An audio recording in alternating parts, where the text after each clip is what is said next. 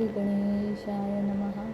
स जयति सिन्धुर्वदनो देवो यत्पादपङ्कजस्मरणं वासरमणिरिव तमसां राशीन्नाशयति विघ्नानां।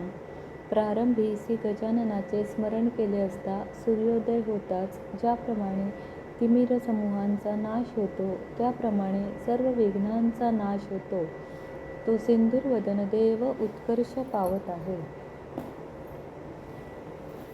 दैनंदिन पंचांग दिनांक 29 सप्टेंबर 2025 वार सोमवार. शालिवाहन श्रीशके 1947 संवत 2081 संवत्सर विश्वावसु संवत्सर अयन दक्षिणायन सौर ऋतू शरद ऋतू मास अश्विन पक्ष शुक्ल पक्ष तिथी सप्तमी तिथी दुपारी 16:32 पर्यंत नंतर अष्टमी तिथी सुरू. नक्षत्र ज्येष्ठा नक्षत्र रविवारी रात्र 27:55 पर्यंत नंतर मूळ नक्षत्र सुरू. योग सौभाग्य योग रात्र 25:00 पर्यंत नंतर शोभन योग सुरू. करण दिवाकरण वणिज दुपारी 16:32 पर्यंत नंतर विष्टी. अशुभ करण पहाटे 29:24 पर्यंत. रवी कन्या राशीत आहे, चंद्र धनु राशीत आहे. आज आकाशात राशीत असणारे ग्रहज्ञान. मेष राशीत कोणताही ग्रह नाही. वृषभ राशीत हर्षल वक्री 7 अंशावर. मिथुन राशीत गुरु 28 अंशावर. कर्क राशीत कोणताही ग्रह नाही.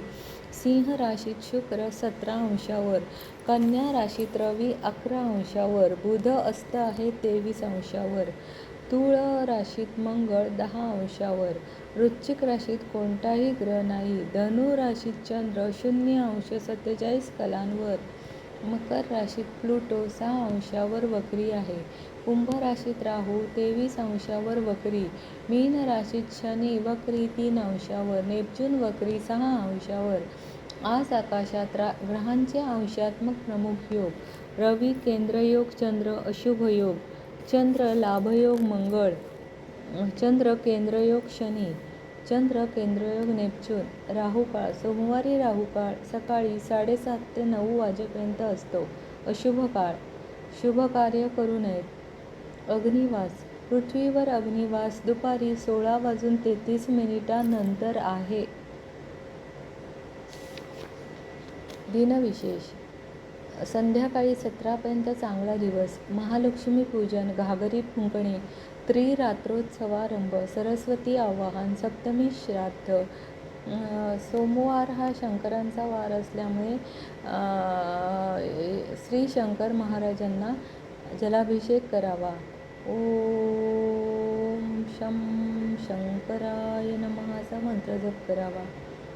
पितृपक्षातील महालय श्राद्ध आपल्या कुटुंबातील पितरांच्या सद्गतीसाठी मानसन्मानासाठी 15 नोव्हेंबर 2025 पर्यंत करता येते. तिथीच्या